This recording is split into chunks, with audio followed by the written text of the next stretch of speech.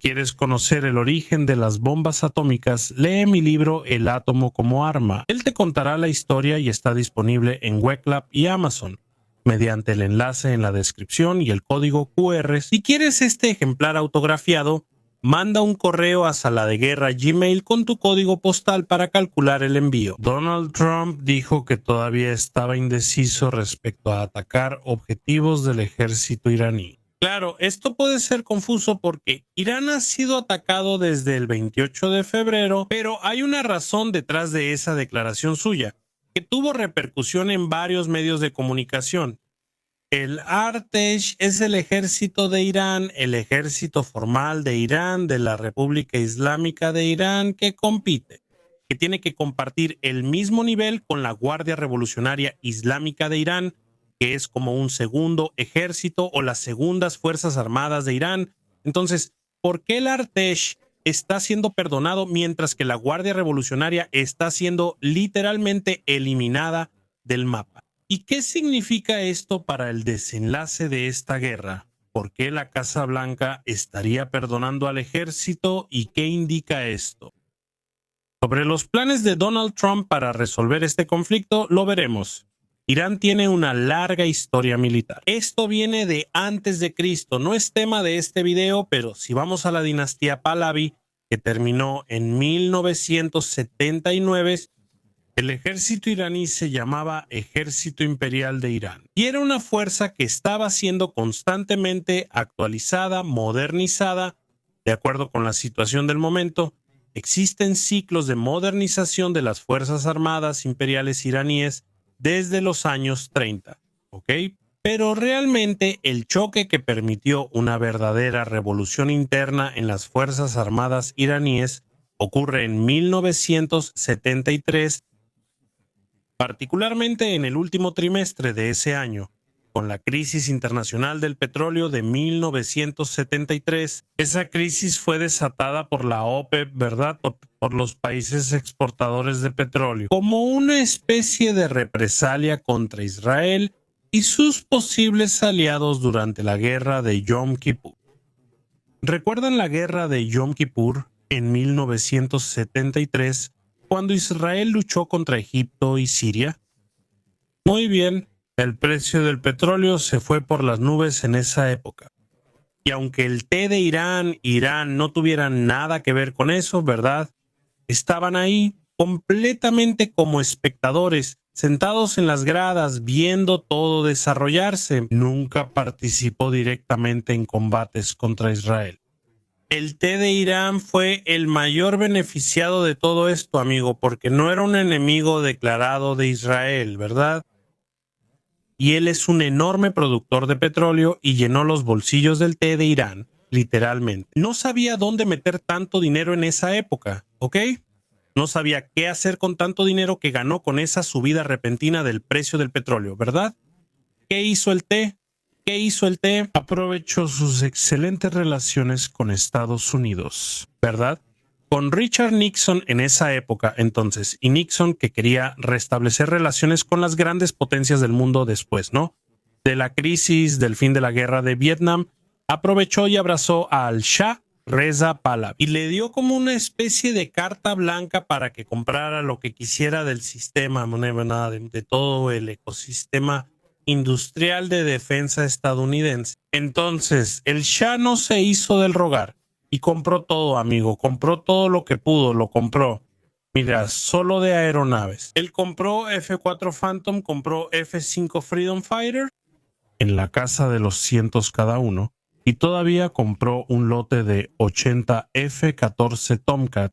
La única nación extranjera que consiguió autorización de exportación del F-14 en la historia fue Irán, ¿verdad? El imperio de Irán. En cuanto a blindados, compró cientos de M60 tanques M60, ¿verdad? Los primeros M10 realmente de Estados Unidos. Él modernizó su artillería con cientos de M109, que son los precursores de los Paladins, ¿verdad? Que solo ahora, recientemente, el ejército brasileño llegó a tener, ¿no? El M109. En helicópteros, el tipo compró Secobra, Chinook, otros modelos y varios destructores de la Marina de Estados Unidos. Pero ¿piensas que el Shah solo compraba cosas de Estados Unidos? No, él también compró, amigo, miles de blindados en casa, pero el Shah no tenía, solo la Unión Soviética. Él no tenía preferencia por nadie, compró blindados con la Unión Soviética, sabes, los BMP, compró muchísimos de esos con los soviéticos, a cambio no de venderles petróleo barato, de venderles gasolina barata, a cambio directo de esos blindados. Pero también compró muchas cosas con Alemania Occidental, submarinos con los alemanes occidentales, compró fragatas con los italianos, compró 2000 tanques Chieftain con los ingleses. Esos no llegaron a ser entregados por la revolución en el 79, ¿no? Pero 2000 tanques Chieftain de un solo golpe, además de los tanques Chieftain que no llegaron, el Shah también compró otras armas en 1979. Al final no llegaron, porque los contratos vencerían en 1980 y la revolución lo impidió. Pero el Shah compró en el 77, compró F-16 más F-14, creo que 100, pocos F-14, imagina eso. Y todavía F-18, no, hermano, el Shah logró comprar F-18 todavía a finales de los años 70. Entonces, todo eso era para transformar a Irán en la mayor potencia militar de Medio Oriente, por mucho de verdad, ¿ok? Pero entonces pasó lo que pasó, el clima prerevolucionario, ya en el 77 las cosas empezaron a calentarse, en el 78 entonces la cosa se puso intensa. En Irán, sabes, las protestas fueron numerosas, ¿no? Del grupo más vinculado a los clérigos islámicos en el país. Eso hizo que varios grupos populares se unieran a esos clérigos islámicos que prometían, digamos, una nueva etapa más abierta, menos represiva que el régimen, el del Shah. Porque recuerdan que el Shah tenía un sistema, tenía una policía secreta, ¿no? Que era la SAVAK, que era extremadamente brutal. La SAVAK, o sea, no escatimaba esfuerzos con los disidentes. No, entonces la SAVAK fue tal vez el principal motivador, ¿no? Que unió a varias capas contra el régimen del Shah, pero el Shah, hermano, en vez de reaccionar como otros líderes árabes a su alrededor, ahí siempre reaccionaron. O sea, reaccionando con fuego real contra los manifestantes. El CCA prohibió al ejército y a la policía abrir fuego contra los manifestantes y muchos de los generales. Muchos de los líderes policiales querían exactamente desmantelar las protestas usando la fuerza, ¿verdad? Y el Shah lo prohibió terminantemente, imagina, el Shah prohibió eso. ¿Qué causó eso para el ejército? Causó la desmoralización del ejército. ¿Por qué? Porque los generales no recibían órdenes del alto mando, ¿verdad? Del Shah, directamente del Shah. No recibían la orden de abrir fuego, de reprimir las manifestaciones, y cuando los soldados individualmente se veían amenazados ahí, abrían fuego contra los manifestantes. El Shah los reprimía y castigaba personalmente.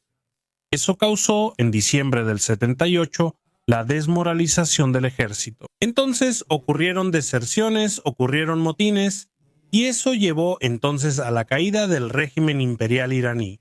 Enero del 79, ¿verdad? La huida del Shah de Irán a Egipto y la llegada del Ayatollah Khomeini a Teherán, ¿verdad? Concluyendo así la revolución iraní de 1979. ¿Sabes qué ocurrió tras la revolución iraní del 79 con el ejército? Pasó algo, mira, te voy a decir este número, no te asustes, ¿ok? Pero esto es de verdad. Hubo deserción de alrededor del 60% de la fuerza. El 60% de la fuerza desertó del ejército imperial, desapareció el 60% del ejército de pronto con la caída del Shah. Para que veas que así el atractivo del nuevo gobierno islámico dentro de las Fuerzas Armadas no estaba de ninguna manera consolidado, no era de ninguna manera, ¿verdad?, amplio. No, porque los que no desertaron, el 40% que no desertó, sufrieron una persecución y una purga súper sangrientas, amigo. Muchos oficiales, en el orden de miles de oficiales, fueron arrestados, procesados y muchos de ellos ejecutados por tener algún tipo de afiliación con el régimen del Shah. ¿Sabes lo que hizo el Ayatollah Khomeini? Él pensó así: esa fuerza, ese ejército, él no es digno de confianza. Primero, ya está debilitado. Nosotros atrapamos a varios simpatizantes del Shah, pero si atrapamos a algunos, pues seguramente hay otros que no. Entonces, necesito un ejército que me sea fiel a mí mismo, un ejército que sea fiel a los clérigos. Para eso, el Ayatollah Khomeini creó entonces la Guardia Revolucionaria Islámica de Irán. Creó en 1980 la Guardia Revolucionaria, que sería una especie de ejército político. Un ejército 100% dedicado y fiel a la causa chiita, a la causa de los clérigos musulmanes dentro de Irán.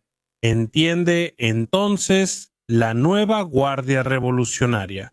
Incluso contaría con un inmenso contingente de milicianos populares llamados Basij. Entonces, esa milicia fue una milicia que fue creada en los primeros días de la guerra Irán-Irak, porque Saddam Hussein aprovechó ese caos.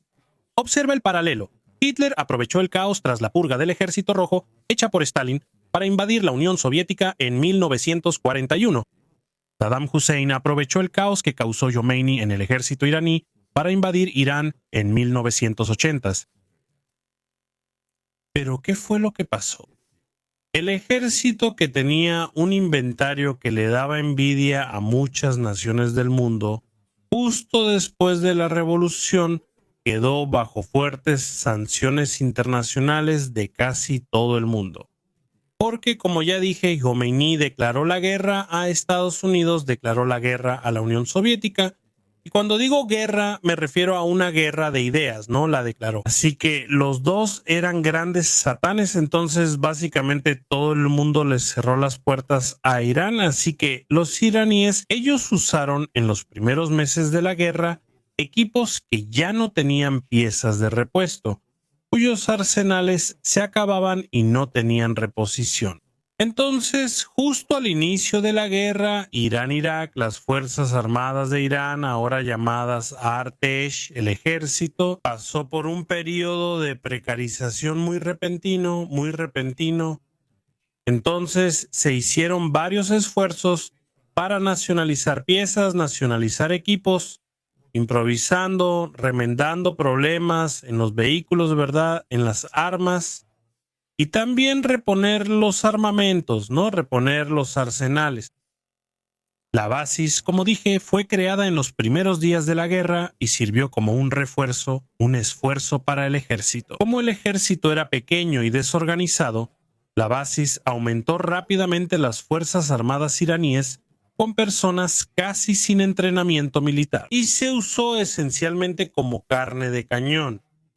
Sí, en las famosas oleadas humanas, en los famosos ataques de oleadas humanas. ¿Qué es una oleada humana? Tú pones a un montón de gente corriendo, ¿no? En paralelo, así, contra una posición, una línea de defensa iraquí, ¿no? Con ametralladoras, con morteros, con, en fin, fusiles, todo eso, campos minados, y quieres ganar por la fuerza de los números.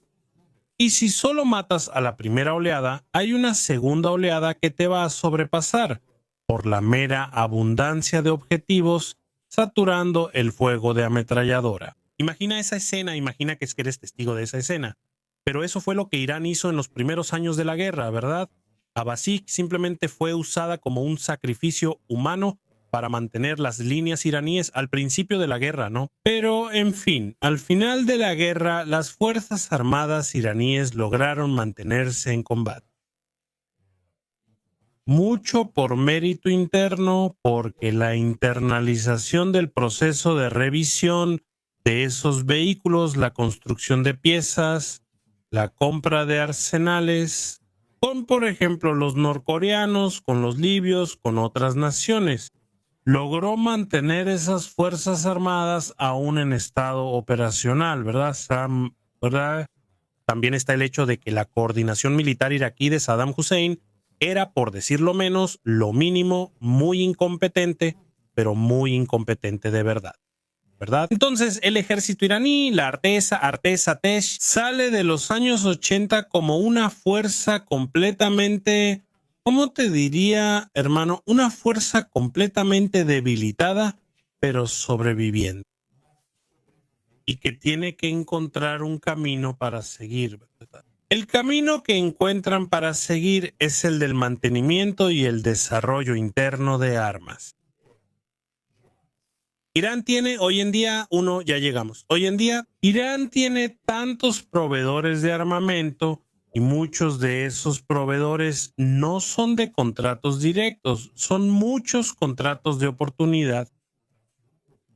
Por ejemplo, cuando cae Yugoslavia, esas diversas naciones de la región balcánica de Europa son países nuevos que tienen condiciones de ofrecer armamento a los iraníes a un precio alto. Los iraníes venden petróleo y a cambio reciben armamento. Corea del Norte es un gran vendedor de material de guerra. Libia fue vendedora durante mucho tiempo hasta la caída de Gaddafi. Y después de eso todavía lo vimos. En 2022, con la salida de los estadounidenses de Afganistán, una enorme cantidad de material de guerra estadounidense fue transferida a Irán a cambio de petróleo para los afganos. Oye, Afganistán está en la frontera, no tiene petróleo y es muy pobre, así que consigue combustible muy barato con armas que dejaron los estadounidenses. Entonces, hoy en día tienes varias unidades del ejército de Artex siendo armadas con carabinas estadounidenses, fusiles, ametralladoras. Pero para que te des una idea, la diferencia sí es absurda de lotes de material, muchas divisiones, muchas brigadas iraníes. Todavía usan cascos M1, esos mismos de la Segunda Guerra, todavía los usan hoy en día. Claro que hay otras que usan cascos más modernos, cascos rusos, cascos chinos, incluso versiones iraníes de esos armamentos, de esas piezas. Entonces, tienes muchos proveedores, el número de vehículos no siempre es grande de cada modelo, pero deben seguir operando, porque simplemente no existe posibilidad de compra debido a las sanciones. No existen grandes posibilidades de compra debido a las sanciones. Los iraníes hacen todo para mantener ese equipo funcionando. Y eso naturalmente genera, podemos imaginar, con un buen grado de seguridad, que genera problemas de suministros, la cadena de suministros de esas brigadas. No debe ser tan simple, ¿no verás? Y de ahí, ¿qué tal si hacemos una especie de comparación con esa situación de la que estamos hablando hoy? De Artesh, que tiene que pelear por suministros, por prerrogativas de favoritismo, junto al gobierno, con la Guardia Revolucionaria, y la Guardia Revolucionaria tiende a recibir más favoritismo que Artesh, ¿ok? Tenemos que hacer un paralelo inevitable con el Tercer Reich. No porque yo estoy indicando aquí que existe una similitud obvia en la ideología de los dos sistemas, sino porque realmente la estructura de ambos sistemas es muy parecida. Porque Hitler, él tenía un ejército del partido que era la SA Sturmabteilung, que hasta 1934 era el ejército del partido, incluso más grande que el Heer, que era el ejército nacional alemán, heredero del ejército del Kaiser. Pero en 1934 Hitler decidió, para legitimar su régimen ante el pueblo alemán, decidió decapitar. Y entonces mató a Ernst Röhm y al liderazgo de la SA, luego puso a otros en su lugar, un tipo que estaba 100% bajo su control, 100% manipulable por él, que era Viktor Lutzer. Pero mira, en pocos años la situación volvería a cambiar. La emergencia de la Segunda Guerra Mundial en 1939 hizo que la SS de Heinrich Himmler, que originalmente era un apéndice de la SA y que después de 1934 se volvió más grande que la SA, se volvió mucho más importante que la SEA en importancia política. Se inflara, amigos, se hipertrofiara en la forma de un nuevo ejército del partido. Ese nuevo ejército del partido era, mucha gente ya lo adivinó ahí, la Waffen-SS, la SS armada, era un nuevo ejército en paralelo al ejército alemán, ¿verdad? Solo que ese ejército, toda su lealtad estaba ligada no a Alemania, sino al partido nazi, a Adolf Hitler, aunque el ejército también juraba lealtad a Hitler. Pero históricamente ese ejército es un ejército de Alemania, no del partido. La Waffen-SS era un ejército del partido, ¿entiendes? ¿Entendieron el paralelo que quiero trazar? Los dos regímenes, así como Irán y la Guardia Revolucionaria, se apoyan mucho en la Basic, la milicia. Lo que hizo la Alemania nazi también se apoyaba en milicias. La juventud hitleriana se volvió un gran preparatorio militar, sobre todo después de que inició la guerra en 1939. Se volvió un gran preparatorio militar para el servicio, siendo una milicia juvenil con entrenamiento inicial. Y para aprovechar a los hombres de mayor edad, se creó otra milicia llamada Volkssturm, que estaba compuesta por hombres mayores de 55 años, que fueron llamados de sus casas para combatir a los soviéticos y a los aliados occidentales. Se dio cuenta de que los dos sistemas tienen similitudes. Pero ahora quiero introducir un aspecto que tal vez aún no hayas relacionado y que puede aclararnos algunas cosas del presente. ¿De acuerdo? ¿Recuerdas en 1945 cuando Alemania fue derrotada, verdad? Fue derrotada y entonces hubo todo el proceso de ocupación del territorio alemán y la desnazificación de Alemania, ¿cierto? O sea, el nazismo en todas sus instancias, fue expulsado de la convivencia en Alemania, de la sociedad, de la civilización alemana. El nazismo fue prohibido, la ideología fue prohibida. Pero y entonces hay que reconstruir Alemania, ¿no? ¿Esto es cierto? Así como vimos que fue reconstruida, Alemania Occidental necesitó ser reconstruida, y no solo la occidental, también la oriental, ¿verdad? ¿Quién reconstruiría las Fuerzas Armadas de Alemania, ¿Quién reconstruiría ese nuevo país? ¿Los propios generales de las Fuerzas Armadas de Alemania de Hitler? Tienes a Reinhard Gehlen, jefe de inteligencia de Alemania Occidental.